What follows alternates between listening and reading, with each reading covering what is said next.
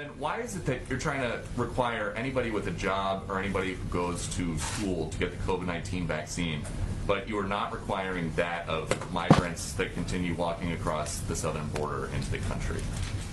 Well, look, our objective is to get as many people vaccinated across the country as humanly possible. And so the president's announcement yesterday was an effort to empower businesses, to give businesses the tools to protect their workforces. That's exactly what we did. But certainly we want everybody to get vaccinated, and more people are vaccinated, whether they are migrants or whether they are workers, protects more people in the United States. But it's a requirement for people at a business with more than 100 people. It is not a requirement for migrants at the southern border. Why?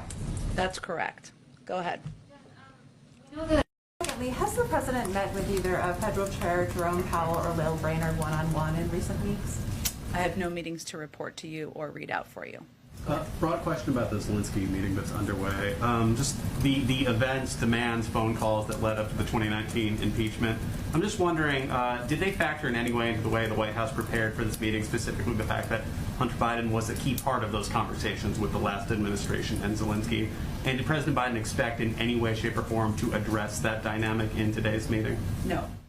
Jeff? Jen, is the White House satisfied with OPEC's decision today to continue gradual increases in output? And can you give us a sense of what communication or contact the U.S. has had with OPEC members about that? It's a great question, Jeff. I will have to talk to Brian Deese and our economic team about our exact reaction. I want to get that right, and also whether we're satisfied with the actions they announced. I will get that to you and anyone else interested. Thank you, Jen. When the president says, "We will hunt you down and make you pay," what does that look like? Is he going to order a mission to kill the people responsible, or would he be satisfied if they are captured and brought to trial? I think he made clear yesterday that he does not want them to live on the earth anymore.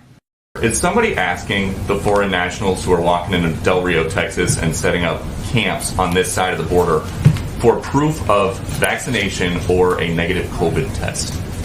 Well, first of all, I can readdress for you or re-talk you through what steps we take. That is the policy for people who fly into the country. So if somebody walks into the country, right across the river, does somebody ask them to see their vaccination card? Well, let me explain to you again, Peter, how our process works. As individuals come across the border, and they are both assessed for whether they have any symptoms, they're not intending to stay here for a lengthy period of time. I don't think it's the same thing. It's not the same thing. Has President Biden ever been to the southern border? In his life? Yes. I will have to look back in my history books and check the times he's been to the southern border. We have been looking all morning, and we cannot find any record of him visiting the border as president, vice president, senator, or even as a concerned citizen. Why would that be?